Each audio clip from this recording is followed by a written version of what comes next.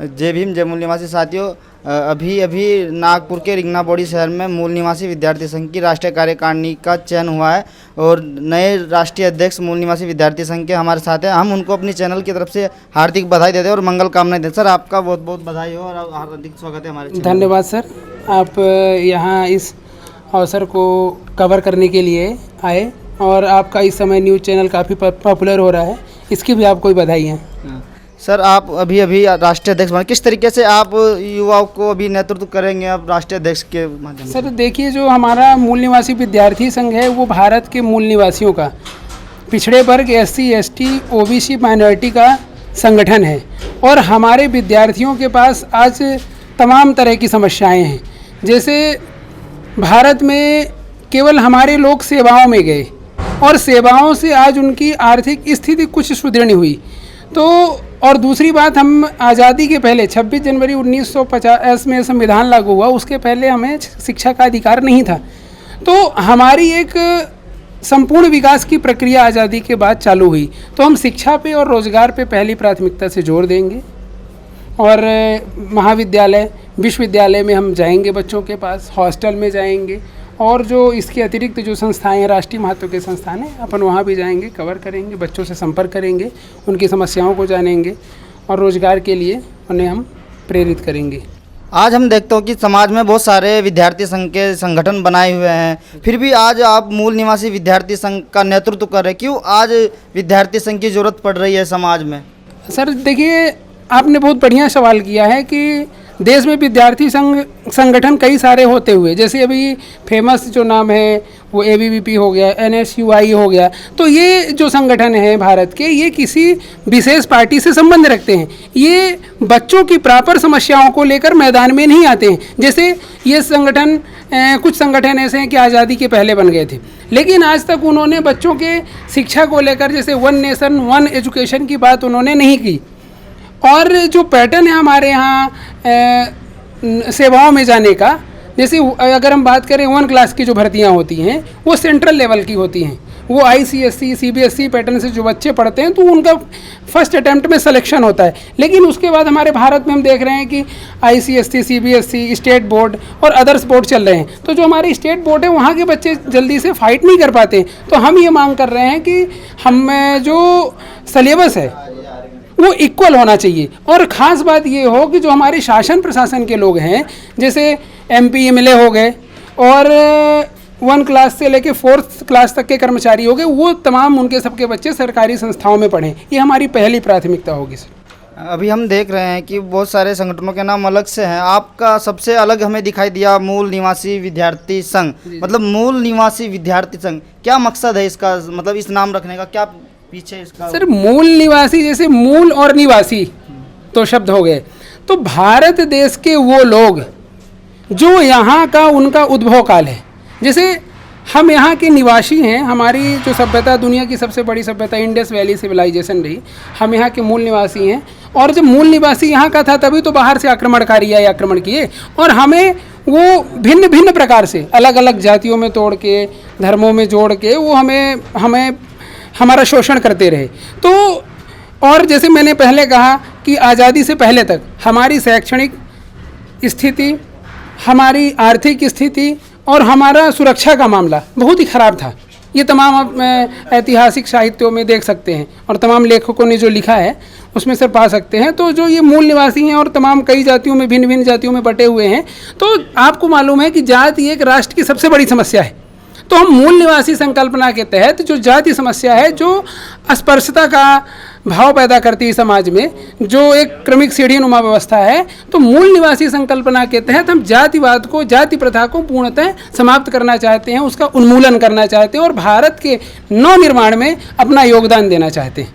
अच्छा, अभी जो विद्यार्थी, आप पूरे देश के विद्यार्थी हो, किस तरीके से आप देख रहे हैं अपने विद्यार्थी संघ की तरफ से? आज का विद्यार्थी क्या सोच रहा है विद्यार्थी अपने जीवन में? सर मैं जो समझ रहा हूँ कि विद्यार्थी आज शिक्षा लेने के बाद वो ये सोच रहा है कि हम शिक्षित होने के बाद रोजगार प्राप्त करें और वो सारी सुख सुविधाएं मिलें जिन्हें जो सुख की श्रेणी में आती हैं। तो वो उसके लिए उनको रोजगार की ज़रूरत है। लेकिन आज जो मैं देख पा रहा हूँ कि निजीकरण के कारण आज जब सरकारी संस्थाएं ही नहीं रहेंगी तो वो रोजगार कहाँ पाएंगे।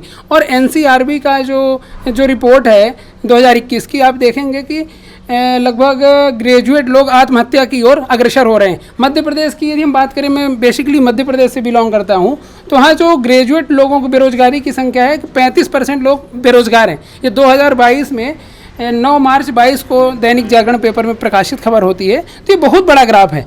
तो हम ये देख रहे हैं कि रोजगारी के कारण जो आत्महत्या कर रहे हैं, मतलब सरकारें जो हैं और जो उनसे रिलेटेड संगठन हैं वो उस सही दिशा में विद्यार्थियों के कल्याण के लिए कार्य नहीं कर रहे हैं। और जैसे भी महिलाओं के लिए अगर हम बच्चियों की बात करें तो आज विश्वविद्यालय, महाविद्यालय, विद्यालय के बाहर यदि हम जाएं तो बाहर तो सुरक्षा का माहौल है ही, साथ में उसके कैंपस में भी तमाम तरह की भिन्न भिन्न घटनाएं हो रही हैं। वहाँ का प्रिंसिपल, वहाँ का टीचर, प्रोफेसर तरह तरह से उनका शोषण कर रहे हैं। इन समस्याओं को ब्रेक करने के लिए, लगाम लगाने के लिए हमारे मूल निवासी विद्यार्थी संघ की स्थापना की गई है। और हम विद्यार्थियों को जोड़ने के लिए और उनकी समस्याओं को निराकरण के लिए संविधानवाद की ओर अग्रसर हैं। हम भारतीय संविधान सम्मान, सुरक्षा, संवर्धन के तहत संवैधानिक दायरों में रहते हुए हम इसका उन्मूलन करेंगे। हाँ, आप इतनी कम उम्र में पूरे भारत का नेतृत्व करने के लिए राष्ट्रीय अध्यक्ष बने हो, आप किस तरीके से अपने आप को राष्ट्रीय अध्यक्ष पद पे देख रहे हो? क्या आपको लग रहा है? सर, ये संगठन के द्वारा जो मुझे जिम्मेदारी दी गई है, एक्चुअल में मैं अपने आप को मेंटली प्रिपेयर नहीं कर पा रहा था। लेकिन हमारी CEC 21 लोगों की है और उस 21 लोगों की CEC में भिन्न भिन्न राज्यों से लोग हैं और वो हमारा सहयोग करेंगे। खास बात यह है कि हमारी टीम में रिसर्च स्कॉलर, PG छात्र हैं, वो भिन्न भिन्न क्षेत्र से हैं और वो डॉक्टर हैं, इंजीनियर हैं, रिसर्च स्कॉलर हैं और अन्य फील्ड में कार्य कर रहे हैं। तो उनसे हमें सहयोग मिलेगा और उस सहयोग के तहत हम जो देश को एक नई, देश के युवाओं को नई जो रूपरेखा देंगे, उन्हें आधार देंगे, तो सबके साथ मिलकर होगा। क्योंकि भारत भिन्न भिन्न भाषाओं का भी देश है, जैसे भिन्न भिन्न जातियों का देश है। तो मैं बेसिकली मध्य प्रदेश से हूँ, वहाँ हिंदी भाषा चलती है, हमें इतना अच्छा इंग्लिश का भी ज्ञान नहीं है। तो जो हमारे अन्य सहयोगी हैं उनके साथ मिलकर हम बेहतर कार्य करेंगे। आप जो विद्यार्थियों की समस्या है उसको किस तरीके से, पूरे देश में आप आजकल समस्या आ रही है विद्यार्थियों की, हम देख रहे हैं, तो उसको किस तरीके से आप विद्यार्थी संघ उस पर काम करेगा? सर देखिए, विद्यार्थियों की समस्याएं कोई एक विषय को लेकर नहीं है। विद्यार्थियों की समस्याएं शिक्षा से रिलेटेड है, जुड़ी हुई है। विद्यार्थी अगर शिक्षा किसी तरह प्राप्त कर लेता है तो उसकी समस्या रोजगार से जुड़ी हुई है। विद्यार्थी को यदि रोजगार मिल जाता है एन के एन प्रकार ने, तो उन्हें सुरक्षा का मामला, जैसे आज देखिए मैं शिक्षा की यदि हम बात करें तो आज हमारा विद्यार्थी शिक्षित हो गया, UG कर लिया, PG कर लिया।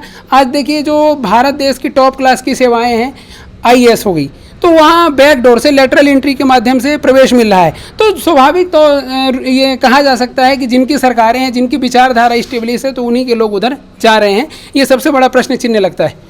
तो इसमें जो प्रतियोगिता, समाधान कैसे करोगे विद्यार्थी की समस्या का? विद्यार्थी की समस्या का समाधान अपन ऐसे करेंगे कि उनके लिए हम एक, जैसे जो लेटरल एंट्री है तो उसको समाप्त करना। अभी यहाँ प्रावधान ही था कि 1 क्लास की सेवाओं के लिए अखिल भारतीय प्रशासनिक सेवा आयोग का गठन किया गया था। तो उसमें जैसे ब्रेक किया जा रहा है, भर्तियाँ नहीं की जा रही हैं और पूरे भारत के भिन्न भिन्न विश्वविद्यालयों में, भिन्न भिन्न संस्थानों में जो बैकलॉग के पद खाली हैं, जैसे हमारा मूल निवासी विद्यार्थी संघ है जो वो विशेष तौर पे पिछड़े वर्ग के विद्यार्थियों के लिए कार्य कर रहा है, क्योंकि सबसे ज़्यादा देश में वही वंचित लोग हैं।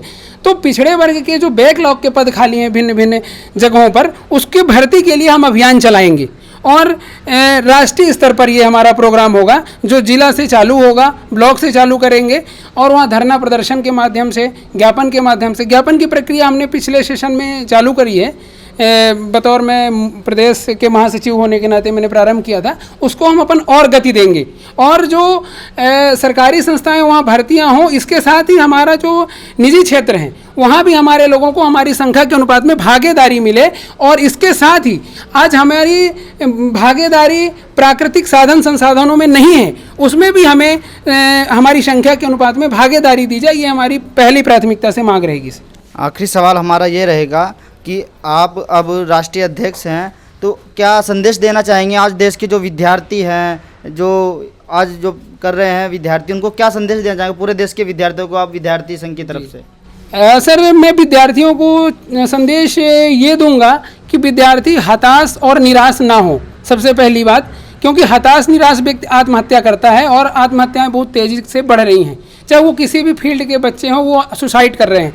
तो हम संविधानवाद की ओर आगे बढ़ेंगे।